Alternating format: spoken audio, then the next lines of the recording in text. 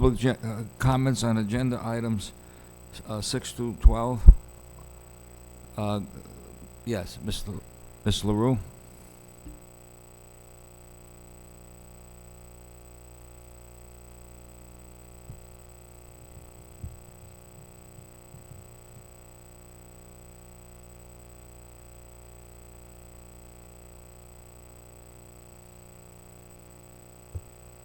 Good evening. Could you introduce yourself, please, to the committee? Certainly. My name is Nan Heroux. I live in Middletown, and I am the secretary of the Rhode Island Coalition Against Gun Violence. And I'm here to speak on item 12, the gun-free school resolution. The Rhode Island Coalition Against Gun Violence is a coalition of 96 partners ranging from Rhode Island chapters of national organizations, such as the National Organization of Social Workers, the NAACP, and the American College of Physicians, to local groups, such as the Essence T. Crystal Memorial Foundation, the URI Center for Nonviolence and Peace Studies, the Rhode Island Coalition Against Domestic Violence, and the Rhode Island State Council of Churches. Over 120,000 Rhode Islanders are represented by these partners. Thank you for giving me the opportunity to speak with you about the No Guns in Schools resolution, which is sponsored by the coalition, and to answer any questions you may have.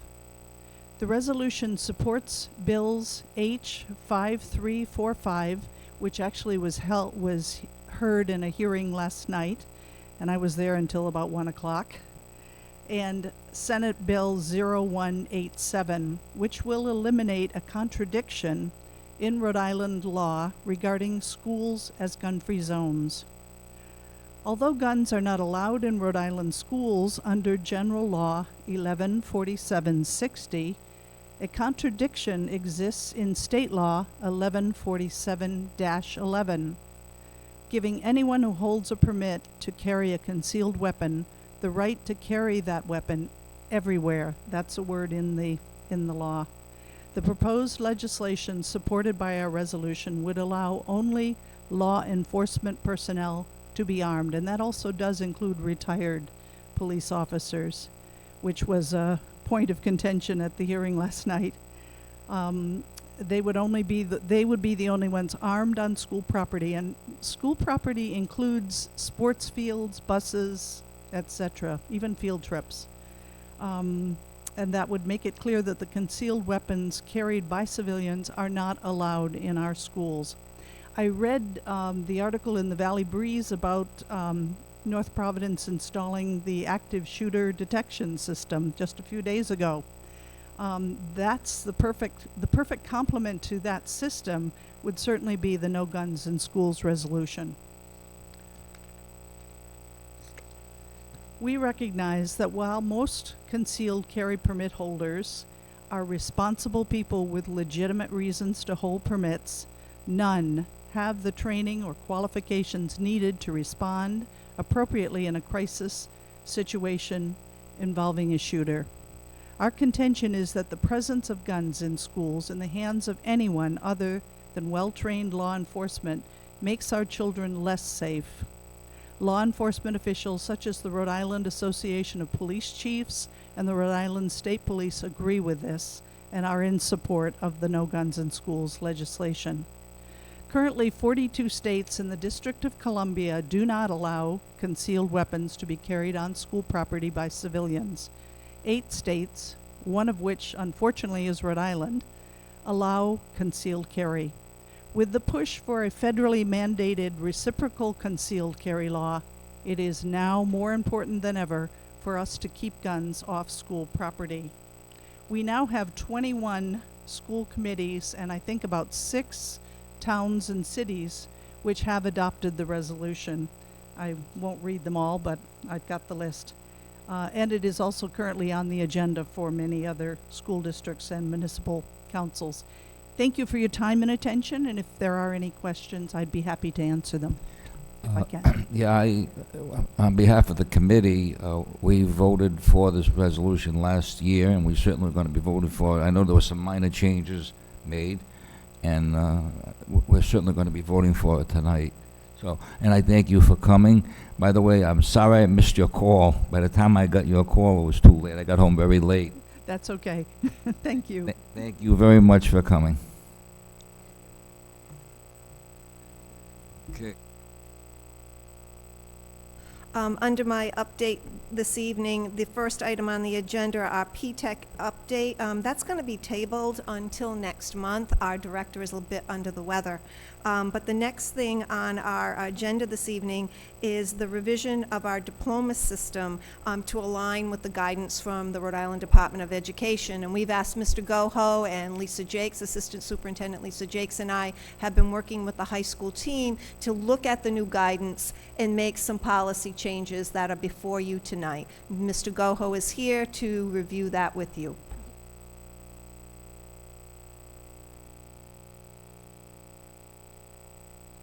Thank you, Chairman Marciano, members of the school committee, Superintendent Smith. So, as you know, the Department of Education, working with the Rhode Island Council on Elementary and Secondary Education, has been working the last couple of years to revise the Rhode Island diploma system requirements. So the revisions have been finalized. They do take effect for the current 8th graders, who will be the class of 2021 9th graders at North Providence High School next year. So that necessitates changes to our diploma system policy. The good thing is the changes are not wholesale revisions, they are tweaks, and I think we all would agree, Mrs. Smith and Ms. Jakes and I would all agree that they are good changes.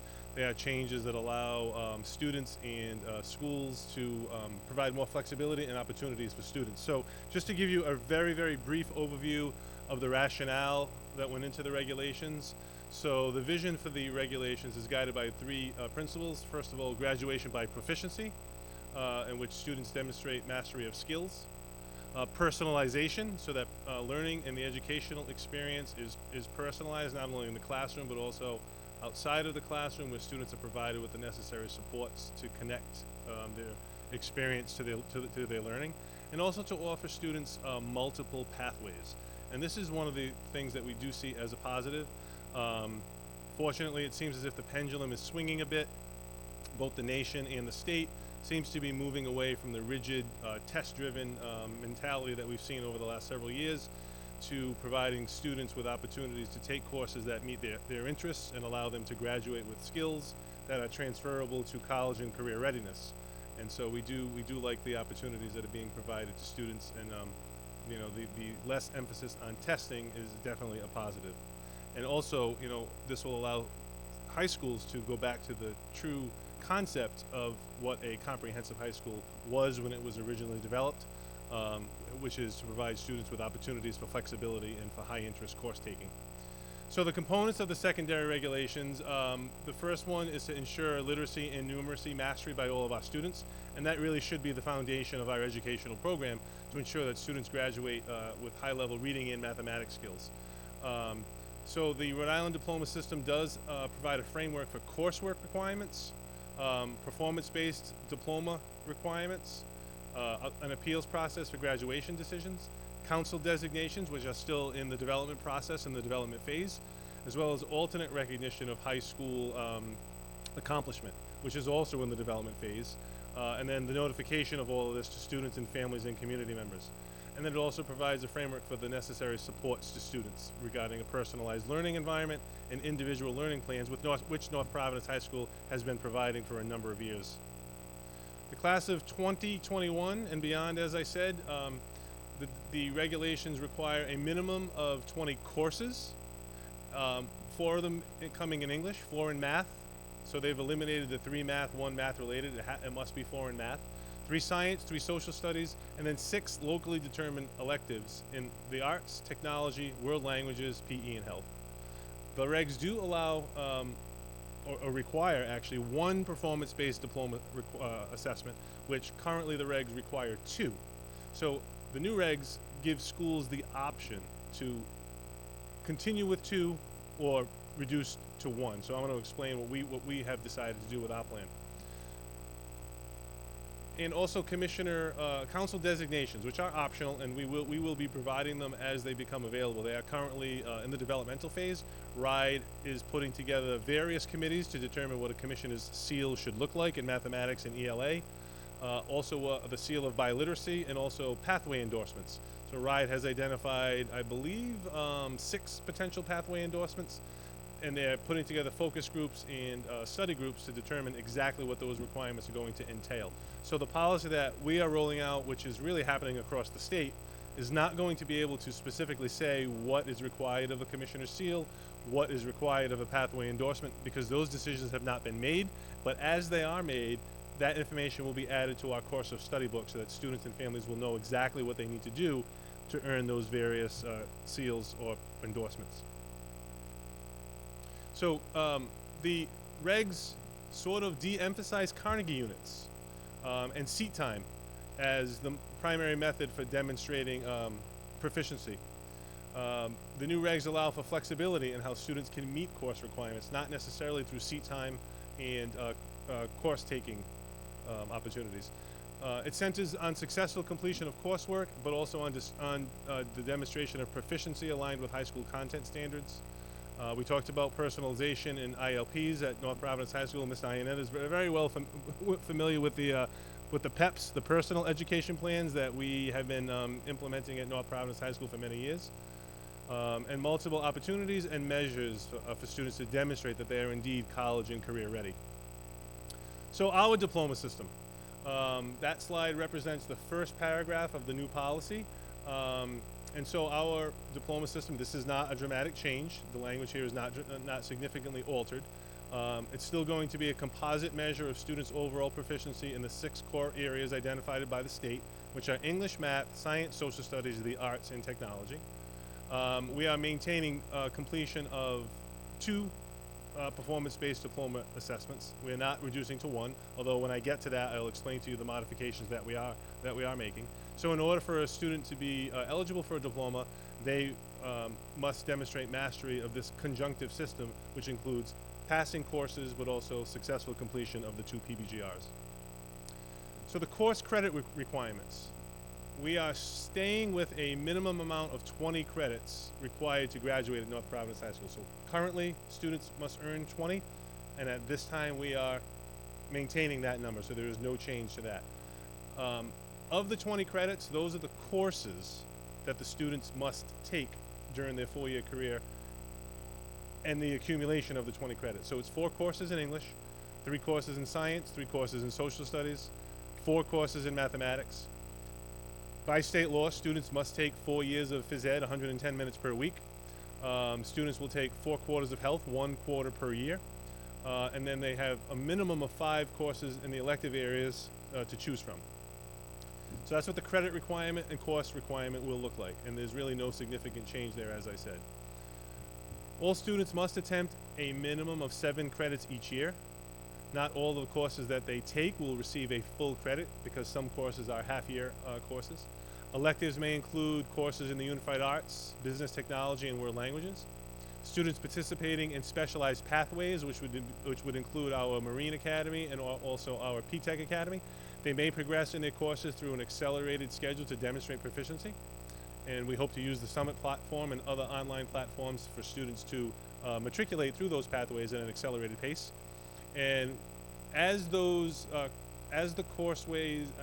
pathways become decided by Rhode over the next several months, they will be added to our course of study catalog. So rather than placing each one in our policy, we just put a generic statement in there that as the requirements for the pathways become available, they are in this course of study, which is given to every student and available online. And also, obviously we can't put it in the policy because they haven't been developed yet. Yet Rhode is requiring every district to develop a policy so that we can notify the families for the incoming class of 2021.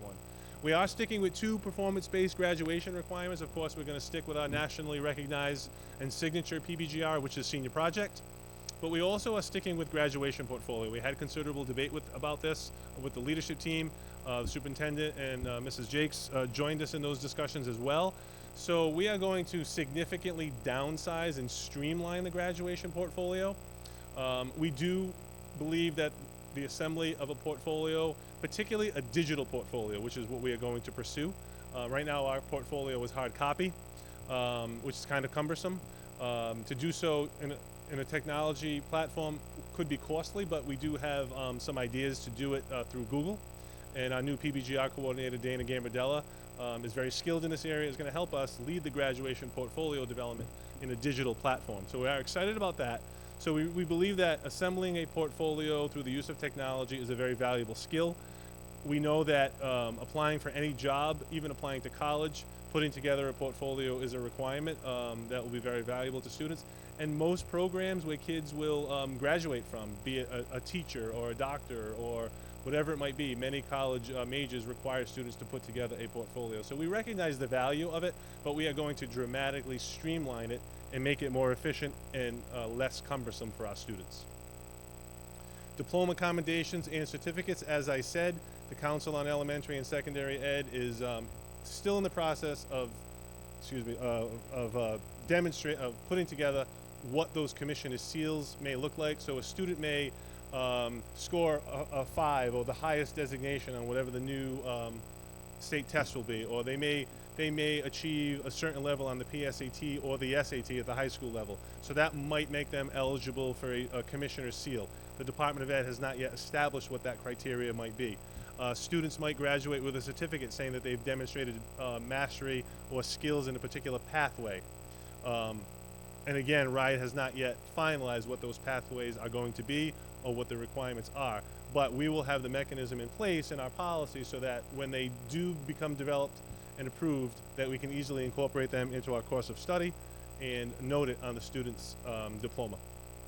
The transfer and appeal process is completely unchanged. It's the same as in our current policy. It simply delineates the process that students and families must follow to question any decisions around graduation and non-graduation. And that is it. So are there any questions from the committee? This is the first read. We hope to have it read April, May, and finalized in June so that we can have it ready for July 1, which is the requirement of the new regulations. Great. Thank you. And Principal Goho, the one thing that I really love is that students can demonstrate their proficiency and then move along so that they're able to take those higher order courses that students seem to not get to when they get into their senior year. So we're pretty excited about the fact that it'll open up more opportunities for students. Right, you and I have talked many times about the dilution of the comprehensive high school model, and the high stakes testing has led to a lot of remediation, a lot of preparing students for the tests, and it's clogged up their schedules. So these courses that students would like to take that are of high interest, that the comprehensive high school was designed to offer, they've been unable to take those classes. So with the pendulum swinging back more in this direction, we are excited that we can offer many high interest courses to our students. Thank you. Thank you very much, Joe. Next. On the agenda is just to give everyone an update about our facilities. First of all, I must thank the teachers at Stephen Only School and at McGuire School who have been busy packing boxes over the April vacation. Mr. Ferrulli must have moved over 100 boxes out of the 2 schools and brought them over to the 2 alternate sites. And I am just so grateful to the teachers for starting that work early so that we can start moving things out of the buildings that they're not currently using. So I want to say a big thank you to everyone that put that together. This afternoon we met with a group of teachers with additional resources to review the plans of some of the new schools, and the excitement is still there about the design space of the internal schools. Teachers were just reflecting and giving some feedback to the folks that were here from the architectural firm. So that work happened this afternoon, and that's going to continue until they present to the facilities committee and to the school committee design options. Mrs. Picard? Well, I have one question regarding the St. Pat's recess situation. I know Mr. Ferrulli was going to check out to see if we could move. The space is very, very small, and it will barely fit a classroom of grade 5 students, and the concern is that they're required to have recess, and the yard is just, it's not enough. Is there a way we can move the use some of the parking lot. Did he check into that? He's been working on that, and there was some talk just yesterday about removal of a piece of fence to make the buses come in a different way. So he is working on it. I can get back to you with the specifics. Thank you. The next item on the agenda is our Health Equity Zone update, and I'm going to invite the Program Director, Elizabeth Vachon, up to do a presentation.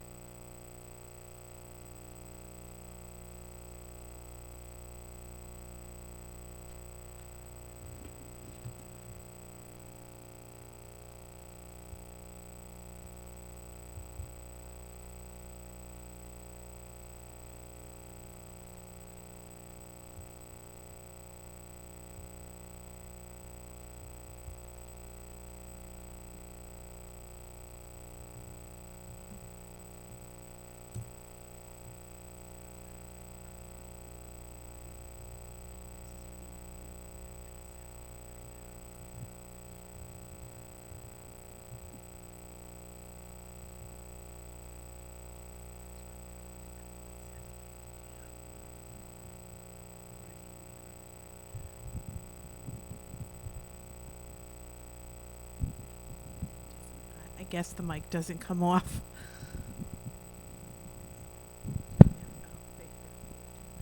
Thank you all for having us tonight. We wanted to present a Health Equity Zone update.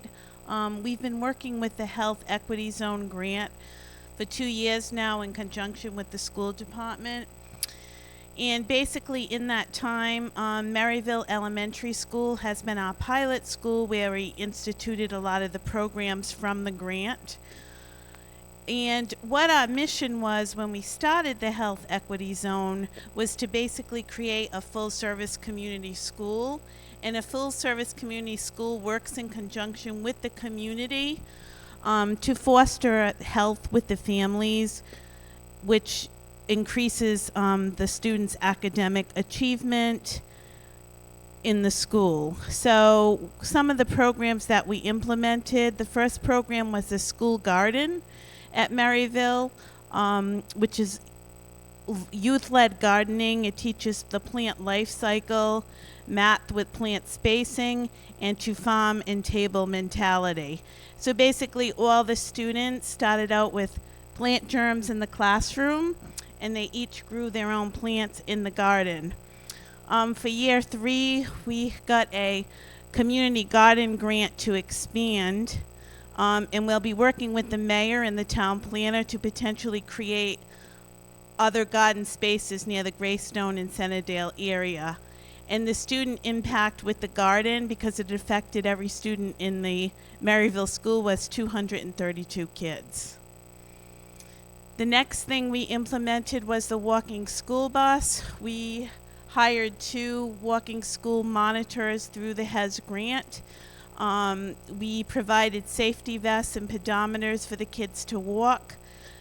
We have 2 crossing guards, and what our hope was to reduce the truancy rates and tardiness with the kids who were on the walking school bus, because I guess the principal identified there were about 12 kids in the school who had repeated tardiness. They joined the walking school bus. I'd like to say that the tardiness and the lateness have been totally discontinued, so the kids are doing really well academically. That's what the principal had reported. The walking school bus started with 7 students and is now up to 17 students. Just to give you a little story, I had a girl who came up to me when we did the initial institution of the walking school bus, and she really asked me, could she please be on it, that she didn't think her mother would let her. We ended up talking to the mother. Since that day, this little girl has worn a tiara every day to school. And the principal said that her academic achievement has gone through the roof. She's smiling, she's laughing. I feel like the walking school bus has really been one of the biggest achievements. The kids really love it. So we're hoping to expand that to the other schools for year 3.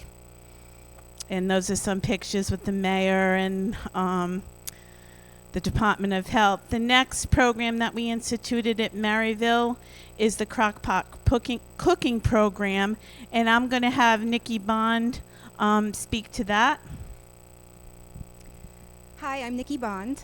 I've been a student through Rhode Island College for the School of Social Work, and I've had the privilege to work with the HES alongside Lizzie. And the Crockpot program is one of the favorites. So basically, every student, they get a free Crockpot, which is definitely the part they're most excited about. They also, the elementary kids, they all receive their own apron.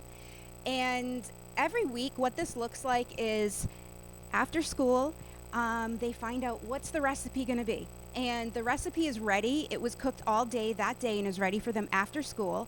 And then they're taught how to cook that meal. And we're dealing with 4th and 5th graders who a lot of them have never used a knife or weren't properly taught how to use a knife. So they're learning how to properly and safely cut fruits and vegetables. They prepare their food and they take it home that week and they get to make it for their family. And their family gets to say whether they liked it or not, and hopefully it came out well. What else is pretty neat is that they learn important things like cross-contamination, macronutrients. They learn how to read the nutrition label. How much protein should I have? Does this have too much carbs? And really important skills. What we learned by doing pre and post surveys is that every single child of 4th and 5th grade age reported that they cook their own meal at least once a week. And 40% of them at least twice a week are cooking their dinners. And when we said, well, what does that look like? What does that mean? I'm not kidding when I say Spam, ramen noodles, cereal, and boxed mac and cheese were what most of the kids made. So it was just really interesting. They felt really empowered. They reported saying, wow, I can actually cook because I want to, not even because I have to. So now we had kids at the end coming up to Bruce or myself or Liz when they see us saying, guess what? I made this not because I had to, but because my family said, hey, it's your turn to cook. So the year 3 funding gave enough funding to expand to Centerdale and Wayland Elementary School. So we're really excited about that. The next program that we instituted, because we really wanted to increase physical activities in the school, and we named this particular program the Move and Dine program. The new Move and Dine program is 3 times per week at Maryville School. There's about 15 kids in each session. Right now we have a waiting list because what the students do is they have a physical activity for an hour. The first person that we got to come in used to be an MSW student of mine, and she actually does the living statues and fire throwing. She's very talented, and she works with the kids on hula hoops and different themes. The kids absolutely love her. She's done 2 sessions at Maryville, and then they have a healthy meal, hot cooked meal at the end, and then their parents pick them up at 5:30. The impact has been on about 90 students have been served in year 2. 135 students served overall, and a 35% increase from year 2 to year 3. So we're really excited about that program. Mr. Butler has said the increase in physical activity was positively correlated with an increase in academic achievement. The next program was Playworks, which I believe Greystone School had already instituted, which is a curriculum for the personnel, the gym teachers, to be trained by the Playworks to work with a curriculum with the kids during recess time, so every student is actively involved in play. There is a curriculum. It's evidence-based. Maryville got chosen to get trained for free, and the next thing is we're going to work on is instituting hopefully some equipment in the playground that the Department of Health gave us a grant, some money for the grant for. And I'm going to have Nikki speak about the February day camp. So one thing we were able to do was to kind of collaborate with the schools and the youth center to provide some type of activity for the kids during our February break. Now this past February we had the 2 days off, right? So by talking to parents, I'm also a parent of a elementary school child, it can be really challenging to find care for, say, 4th through 7th grade, where they still kind of need that care. And so we were able to have a really low-cost, affordable camp that was hosted at the youth center. Aramark provided the snacks, and they had physical activity. They had actually Casey, who also does the Move and Dine program at Maryville. She came, and she also did a lot of her physical kind of interactive circus work. And that's one thing that the parents were saying was, thank God you guys had this, because I might have had to take a day out of work or whatever. So it's just really nice that we can kind of go that next step and look outside of school and say, okay, what's going to happen over vacation as well.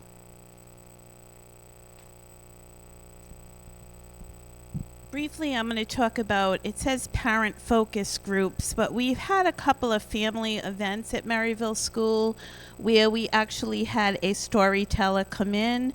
And we had a community event because Maryville is going to be the next school that's going to have to move. So we had a mural painted on the wall, and you could see the mayor signing the mural, but we had each student put their fingerprints on the wall, and the family, their hand, and the students put their fingerprints within the hand to have the family name as a reminder to stay with the school. And we also have Rhode Food on the Move, which is a mobile food truck that comes to Maryville and brings fresh fruits and vegetables once a month. The SNAP recipients receive a 100% SNAP match. So if a customer spends $20, they will receive a $20 voucher to spend more. And this increases the accessibility of fruits and vegetables for the Maryville community. And once again, we're getting more and more participants with the Mobile Food Express. We have the Draw a Breath program, which we actually are training parents and youth about asthma management. We have a specialized trainer from Hasbro Hospital who's using evidence-based techniques. There are approximately 60 youth from Maryville alone suffering from asthma. So for year 3, we have a doctor who's coming in from Hasbro who wanted to train the staff on handling an asthma attack. And we noticed the relationship between school absence, academic performance, and asthma. Outcomes from Maryville schools. So after we had implemented all these programs, I think it's really interesting to note the success that Mr. Butler has stated, that they have the highest science scores. There has been an increase in the POC scores since the first year of HES. He wanted me to note they're the best in the state from Scholastic in reading. They just won an Cabins anti-bullying contest, and there's been a tremendous decrease in truancy, which is why we'd like to expand these programs to the other schools. We've also instituted some special education opportunities. We have the transitional program of boys here at the high school that are attending the youth center on Fridays, and they're also going to be taking yoga with Allison Bologna at the Shri Yoga Center starting next week. We have the Dare to Dream program, which is a leadership program for special ed students.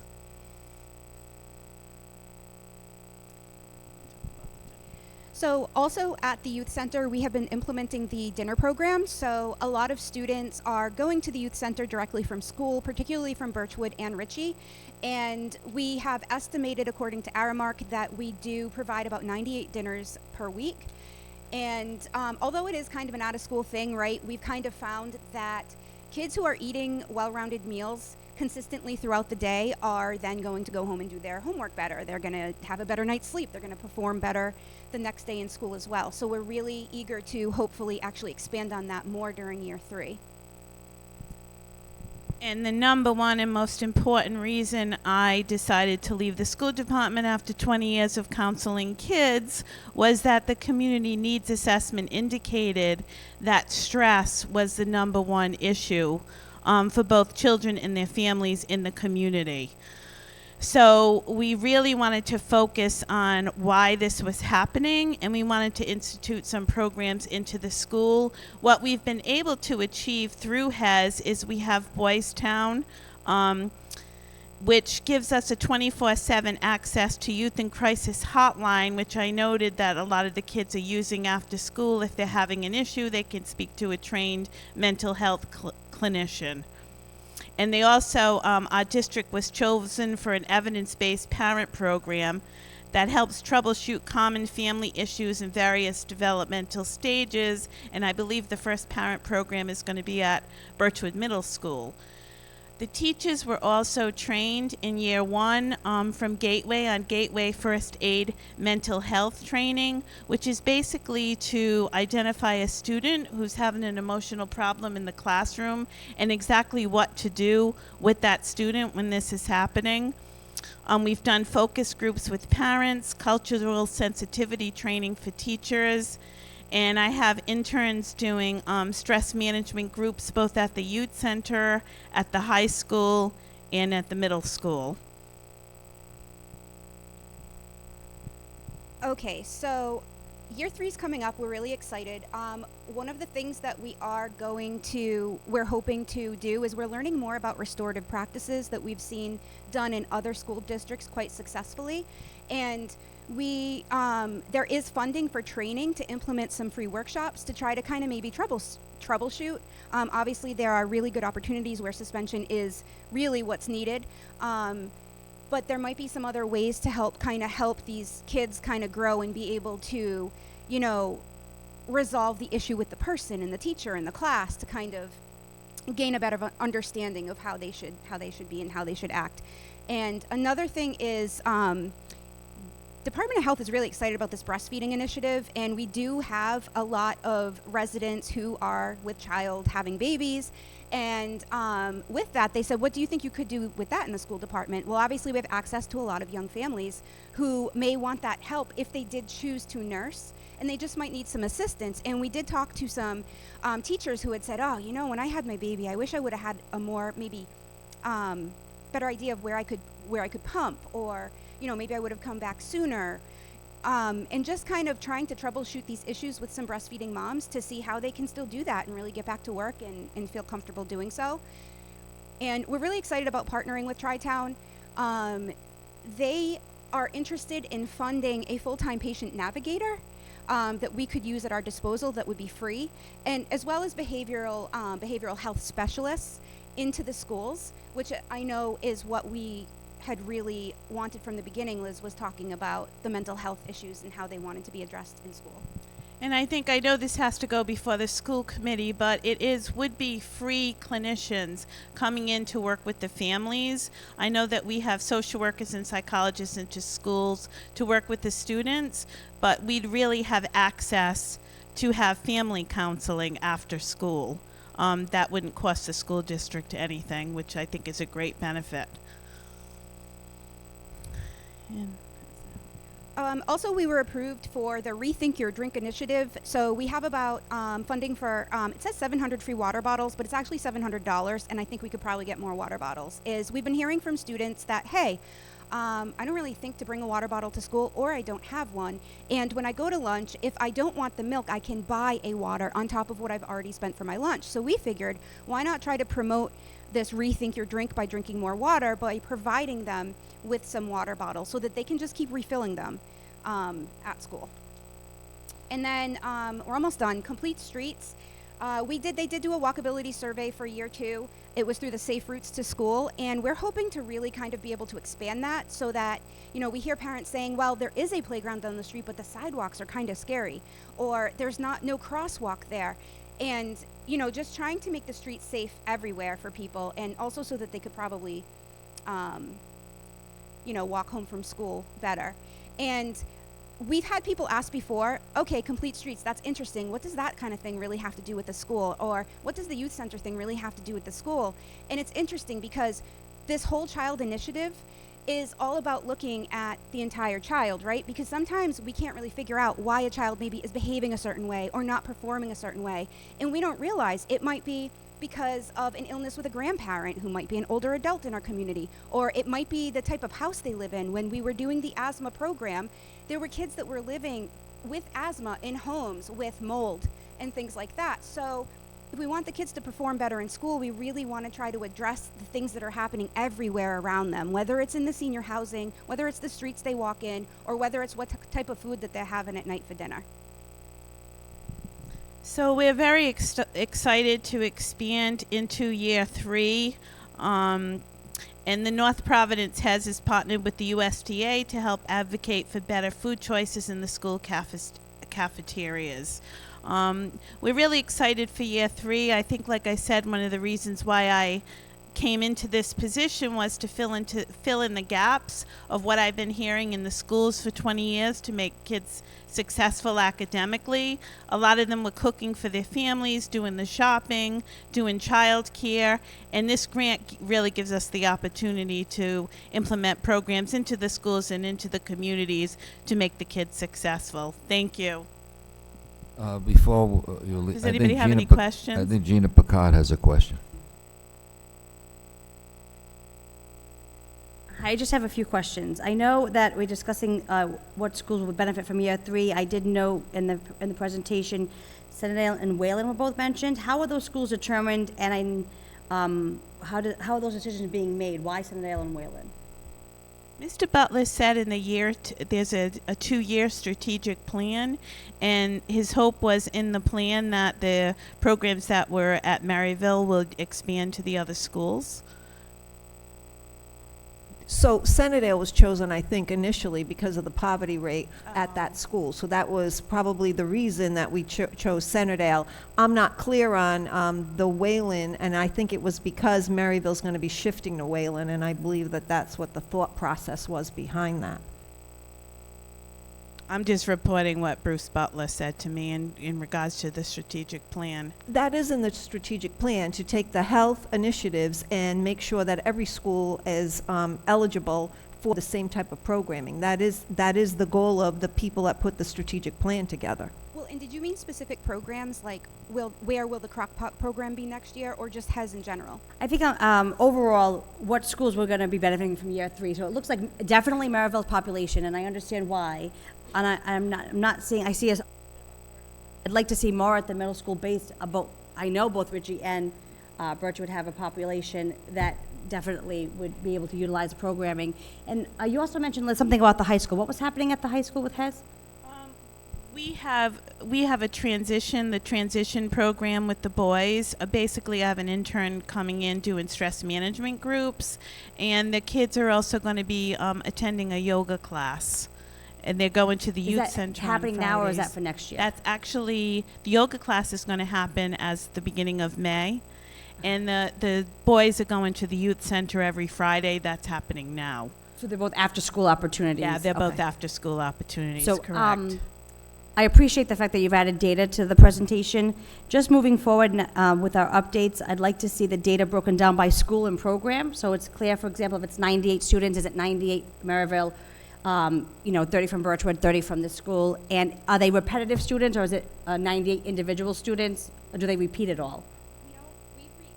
I can think of one time that we've ever repeated, and it was kind of hoping that this girl from Birchwood actually would maybe get another opportunity because she was having some issues at home. So sometimes we'll work with, like, say, Kathy Vitolo, and she'll say, is there any way that this person can do that program again?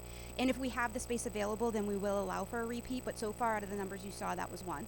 Okay, so just moving forward, if we could have it by program and by school, that would be helpful so we could figure out who's benefiting and how they're benefiting. Like, for example, it said that we had 60 students at Maryville with asthma. I would like, it would be nice to know how many of the families actually participated in the Draw Breath program out of the 60 students. How many are we actually servicing with that Draw Breath program? Just so we can have a better idea of what the return on investment is. And then how are we recruiting families for the programs and activities? I just wanted to also note, Gina, that we also do pre and post surveys so we can determine the effectiveness of the programs to every program that we implement. We could also give you that information as well. That's always helpful and appreciated. Thank you. Flyers go out to, we get them approved, of course, first, and then they're submitted to all the schools.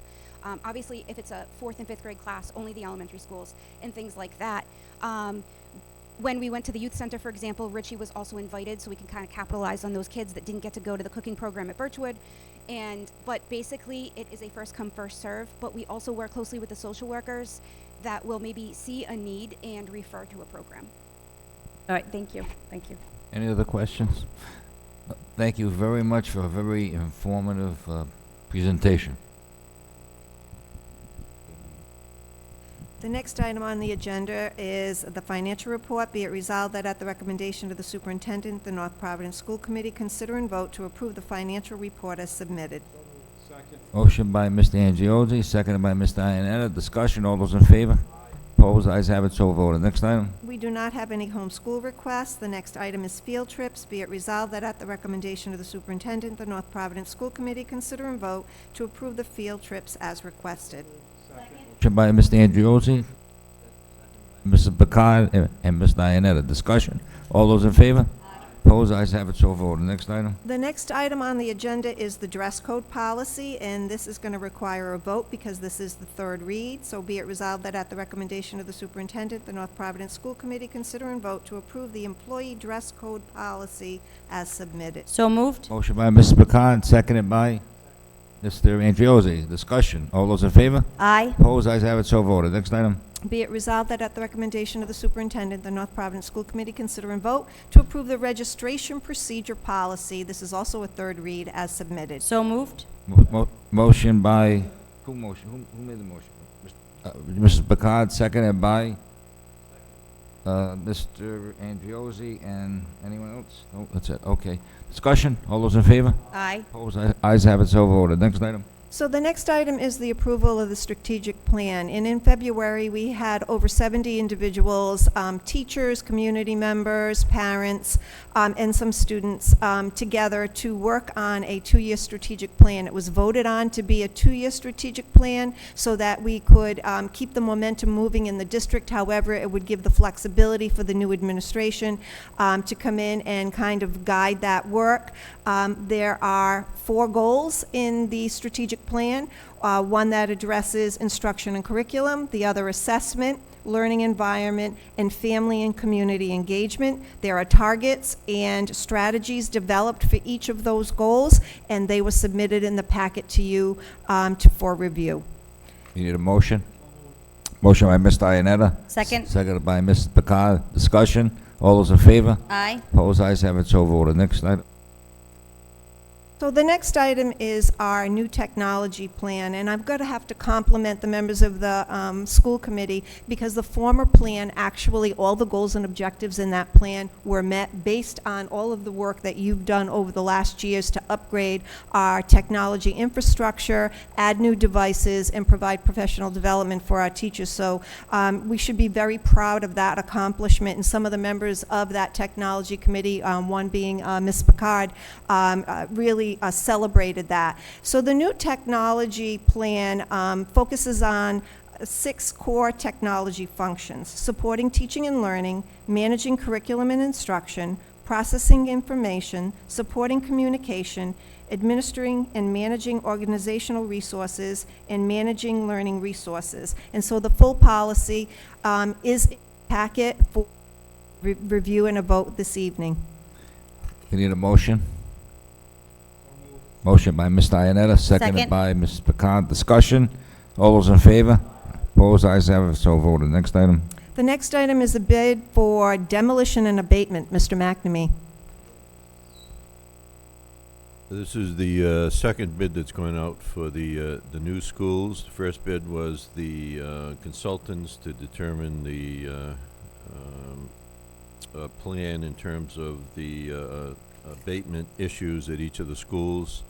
And this is the demolition and abatement. We went to 10 separate bidders. There were 3 that bid on the project. The bids ranged from a low of $824,000 to a high of $1,213,000.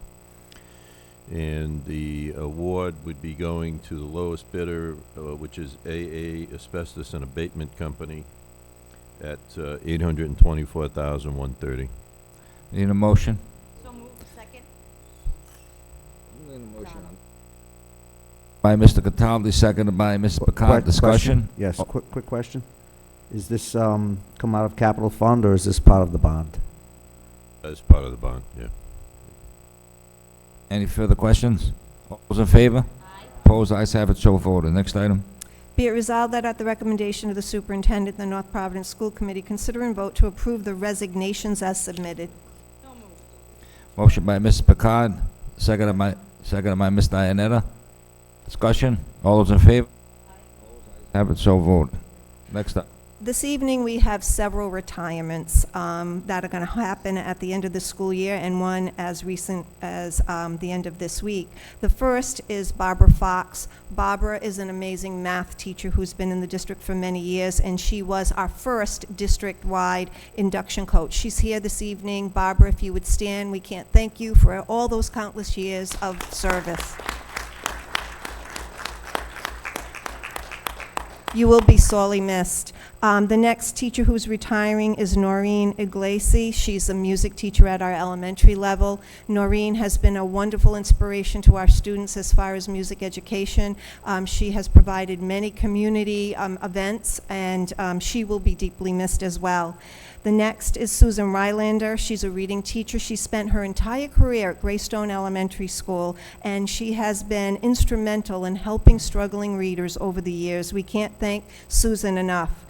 The next person on our retirement list, I say with a heavy heart, is my administrative assistant to the superintendent and also to the school committee, Sharon Corsi. Sharon has been my right arm through the last 4.5 years running the district, and I can't thank her enough for all of her help.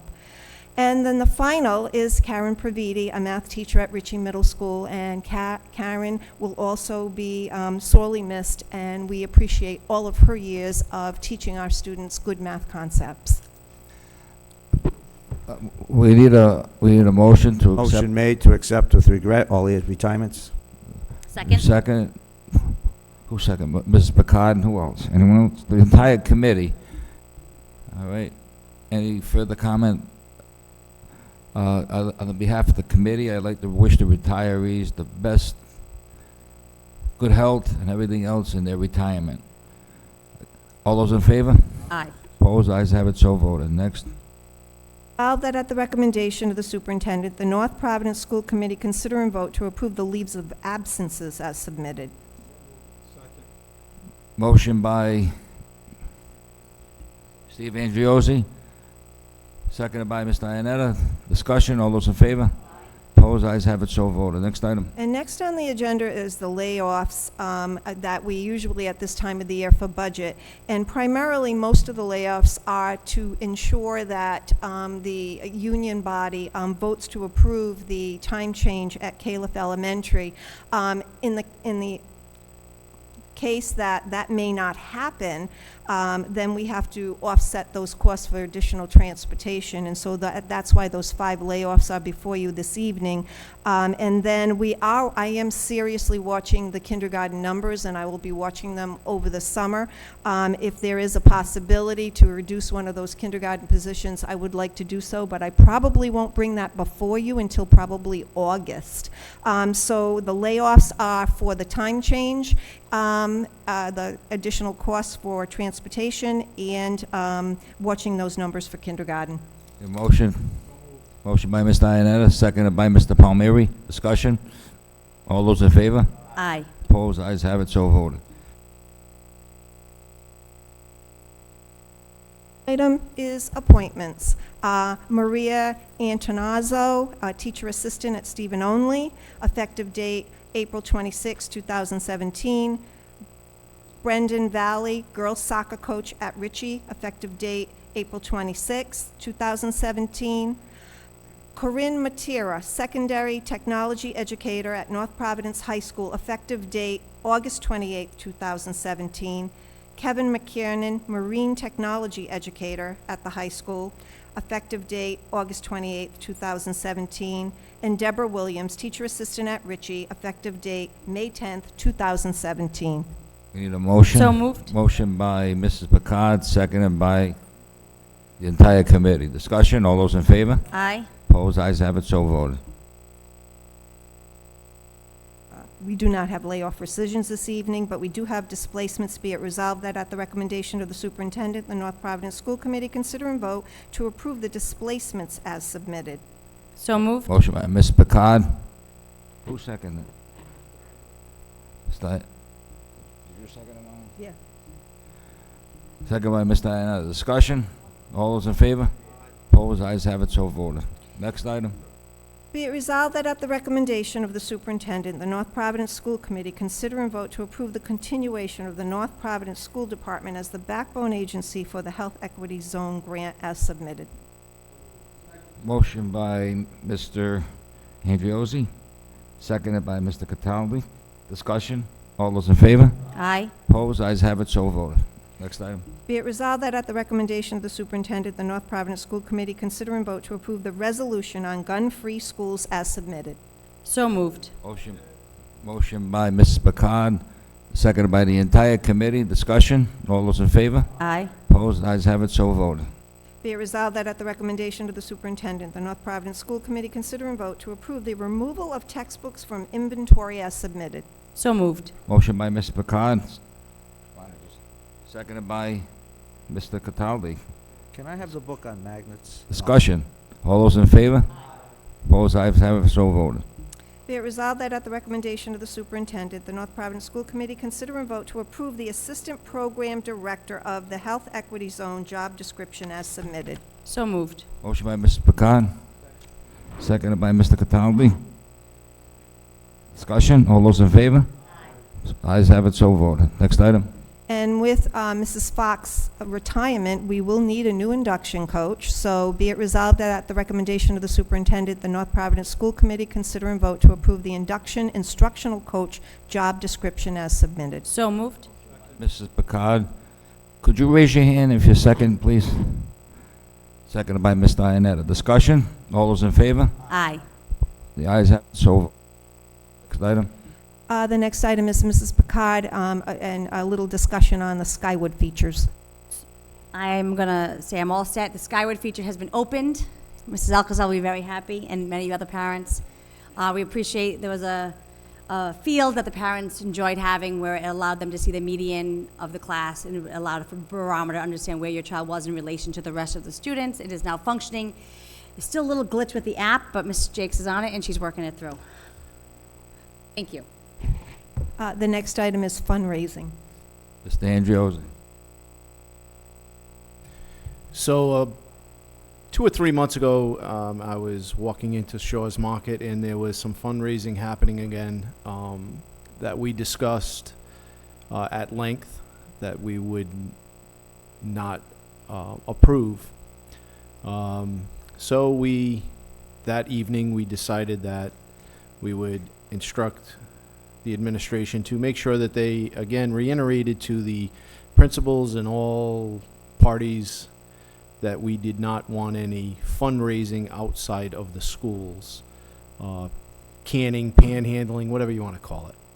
So 2 weeks ago, I was walking into Shaw's again, and sure enough, there was someone collecting funds again on behalf of the middle school. So I would like, if I have to, put in the form of a motion that we make a directive to the administration that they inform all parties concerned that outside fundraising is prohibited, and if it is roguely done again, there will be consequences. Mr. Andriozzi, we did put a procedure in place. We had people sign off on that. We haven't done that in the past. I did address that initially a few months ago when you brought that to our attention, and we were as shocked as you were that practice continued. So that has gone out to everyone. Every principal has signed off on it, and it has been sent back to Mrs. Jake's office. She's been on it. And so if people do violate the directive of the school committee, then we will be taking necessary action. Thank you very much, Mrs. Smith. We appreciate that. If I may, Mr. Chairman? But Right. the whole point is, we're not asking people not to fundraise. We're asking them to come here to tell us about the fundraising.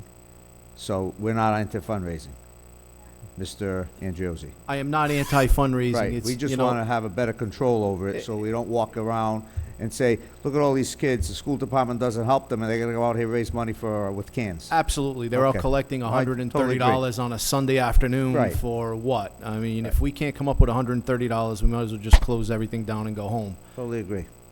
But if the band or something wanted to do a fundraiser, they could come here and ask us for, I mean, they'll have to come here, they can put a form through and, Absolutely. There's There's a a process process for in that. place that they need to follow. They can have their car washes. They like the can do field whatever they trips need and to everything do. else we do. Absolutely. Okay, Correct. perfect, thank you. I'm Thank glad you. we're okay on that. Next. Next item on the agenda, be it resolved that at the recommendation of the superintendent, the North Providence School Committee consider and vote to approve the use of property requests as submitted.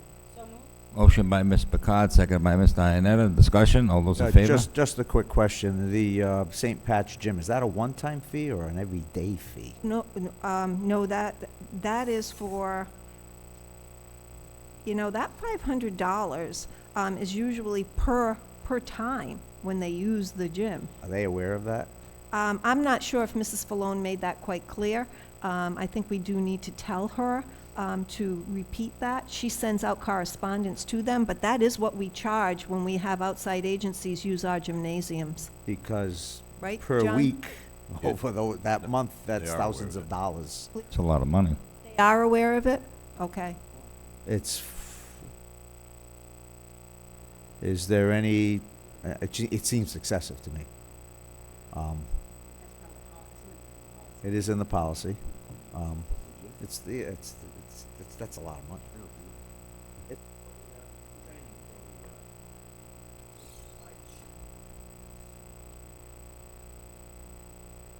So they're currently using, or were using, the St. Pat's Gymnasium for CPR, and they're going to do some fireman training there during that time. Okay, Ms. Dianetta.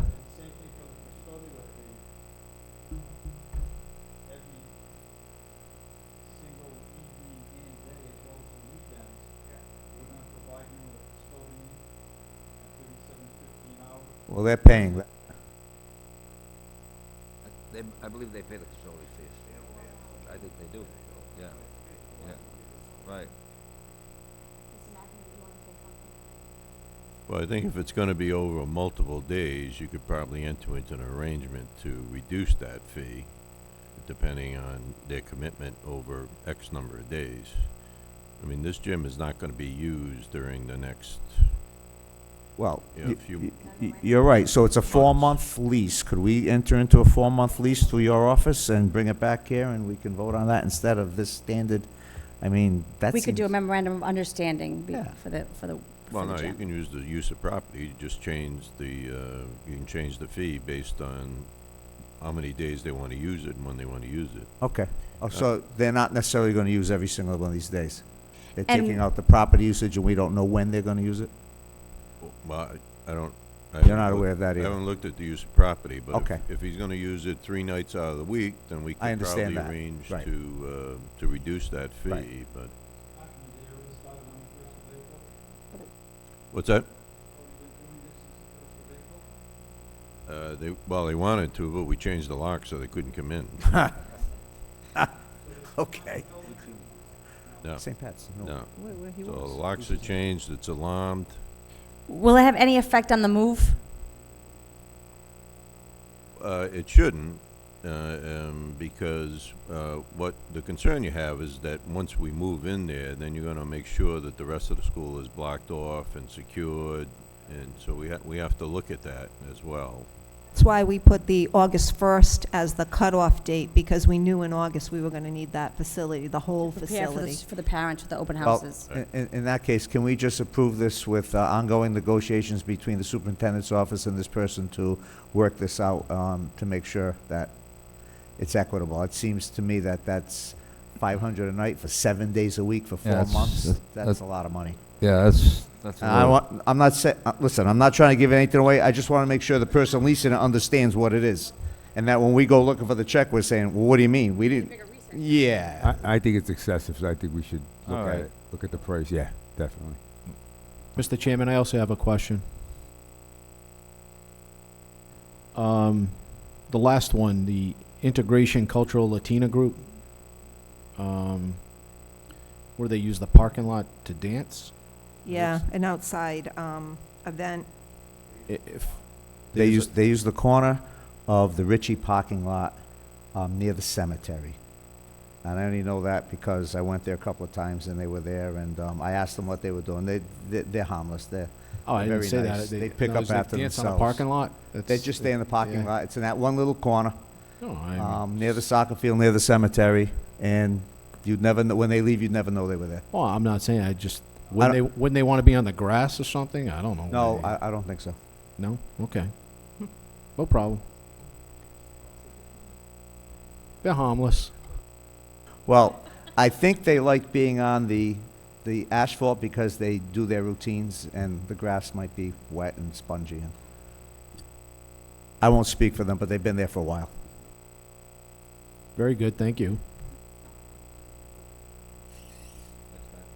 Be it resolved that at the recommendation of the superintendent, the North Providence School Committee consider and vote to approve the list of bills as submitted. Did we vote on the property? Motion by Mr. Angiozzi. Vote on the property? Yeah, we didn't vote on the Oh, property. okay. Take a vote on the property uses. Motion to approve the property usage? Motion by Ms. Picard, seconded by Mr. Iannetta. Discussion, all those in favor? Aye. Opposed? The ayes have it, and so voted. Next item. The bills, okay. Bills. Motion by So moved. Mr. Angiozzi, seconded Second. by Ms. Picard. Discussion, all those in favor? Aye. Opposed? Ayes have it, so voted. Next item. Minutes. I'd like to make a motion to seal the to seal and approve the executive session minutes on March 22nd, April 3rd, and April 10th of 2017, applicable to provisions of Rhode Island General Law 42-46-4 and 5. Okay, motion by Ms. Seconded by Mr. Palmieri. Discussion, all those in favor? Opposed? Ayes have it, so voted. And I'd like to make a motion to approve the general session minutes on March 22nd, 2017, and April 10th, 2017. Motion by Ms. Picard, seconded by Mr. Iannetta. Discussion, all those in favor? Aye. Opposed? Ayes have it, so voted. Motion to adjourn and back Motion into to executive adjourn. session. Motion to adjourn, and Back we'll be into executive heading back to executive session. Aye.